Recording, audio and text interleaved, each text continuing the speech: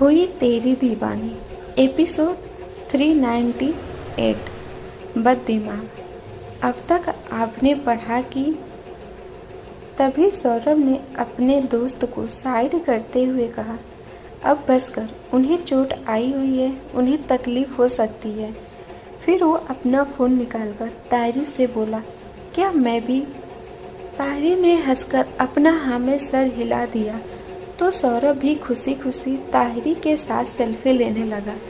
जब उसे लगा कि रोनित अब कभी भी फट सकता है तो वो दोबारा अपने दोस्त को खींचते हुए वहां से ले जाने लगा। उसके जाने के बाद ताहिरी ने रोनित को देखा, जिसके चेहरे पर अब भी कठोर भाव थे। अब आगे रोनित को देखकर ताहिरी मन ही मन मुस्कुराने लगी। उसे अच्छे से पता था, उसे पता नहीं क्यों, लेकिन इस समय वो मन ही मन बहुत खुश थी, बहुत ज़्यादा। वो जानती थी कि रोनित के मन में क्या चल रहा होगा। उसे इस बात की खुशी थी कि रोनित पहले जैसा ही था। जितना वो पहले उसके लिए पॉजिटिव था, उतना ही अभी भी था। बस पहले इसे जता दिया गया था और अब छुपाने की कोशिश की जा रही थी। रोनित ने ताहिरी से पूछा, अब ठीक हो तुम? अगर तुम्हें आराम करना है तो आराम कर लो कुछ देर। ये सुनकर ताहिरी उसे देखने लगी। फिर उसने यहाँ वहाँ देखते हुए कहा, नहीं, मैं अब ठीक हूँ, मुझे अब वापस जाना होगा। माही वेट कर रही होगी, उसे नहीं पता कि मैं यहाँ हूँ और मेरा एक्सीडेंट हुआ है। इससे पहले उसे पता चले मुझे सही सलामत जल्दी से उसके सामने जाना होगा। रोनित कुछ कहने जा रहा था कि वो बीच में ही चुप हो गया।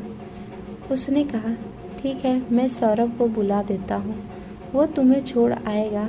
ऐसे में तुम ड्राइव नहीं कर सकती। रोनित की इस बात का ताहिरी ने बिल्कुल भी विरोध नहीं किया, क्योंकि रोनित ने काफ़ी कठोरता से कहा था। जाहिर है वो अब भी उसकी लापरवाही पर गुस्सा था, तो उसने एकदम चुप रहने ही बेहतर समझा। रोनित बाहर गया तो उसे पता चला कि सौरभ जा चुका है। उसने उसे फ़ोन करने की कोशिश की तो फ़ोन उसका लगा ही नहीं। रोनित समझ गया कि सौरभ ने ये जानबूझकर किया है ताकि वो खुद ताहिरी को छोड़ने जाए। उसके पास इसके अलावा कोई चारा नहीं था, क्योंकि ताहिरी को वो अकेले जाने नहीं दे सकता था। ये सोचकर उसने एक गहरी सांस ली। वहीं दूसरी तरफ एक खाली सड़क पर वैभव की ब्लैक कलर की चमचमाती हुई कार सड़कों पे दौड़ी जा रही थी।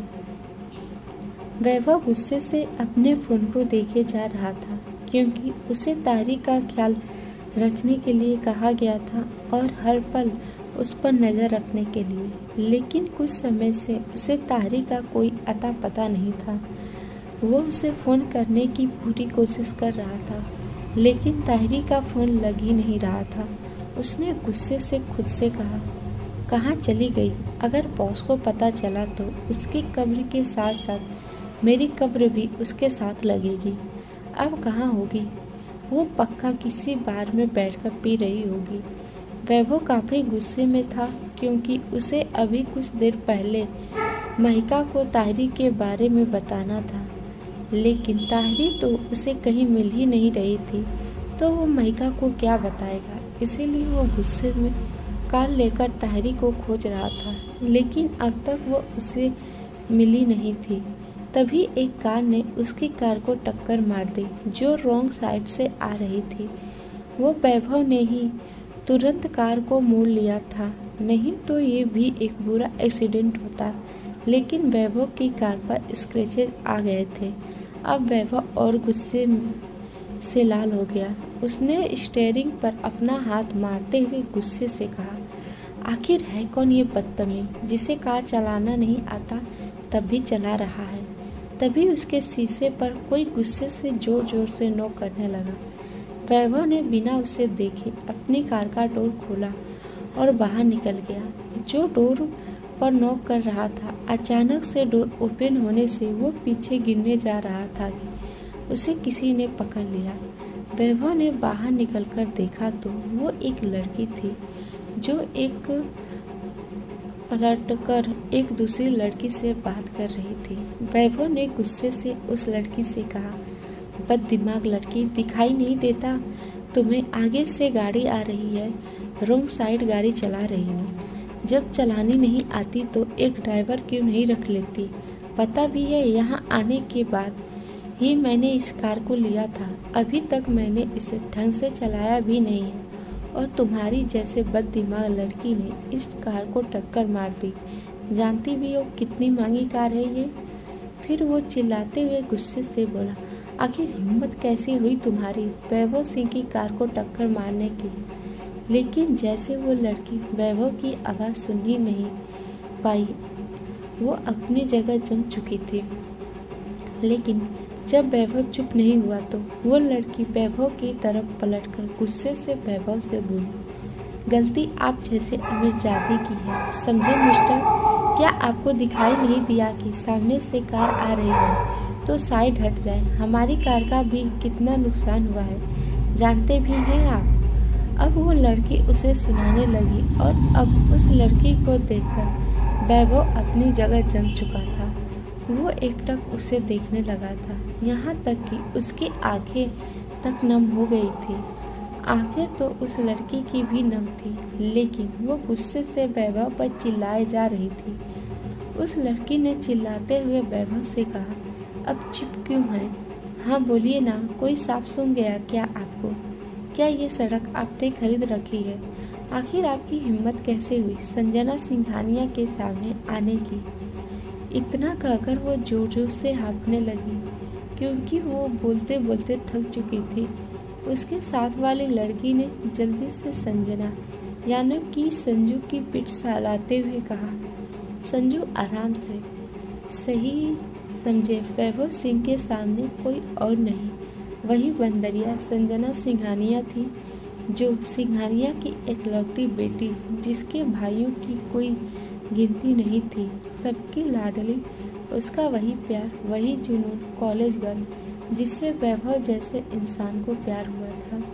वैभव को अब भी चुप देख संजू ने वैभव की आंखों पर ब्लैक गॉगल्स को देखते हुए कहा, ये काला चश्मा पहनकर गाड़ी चलाओगे तो सामने से आती हुई गाड़ी कैसे नजर आएगी? वैभव के मुंह से तो कुछ जैसे निकल ही नहीं रहा था।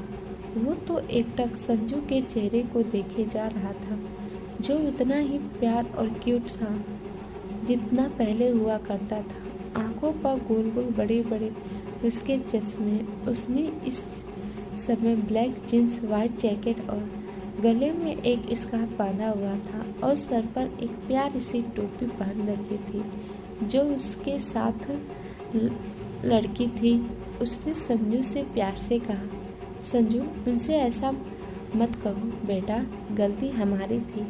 मैंने तुमसे कहा था अभी तुम गाड़ी ढंग से नहीं चला पाओगी, लेकिन तुमने मेरी बात सुनी ही नहीं। देखा अपना और सामने वाले का नुकसान हो गया ना। वो तो अच्छा हुआ ना ही तुम्हें और ना उन्हें किसी तरह की चोट आई। अगर चोट लगी हो तो बुरा हो जाता संजू।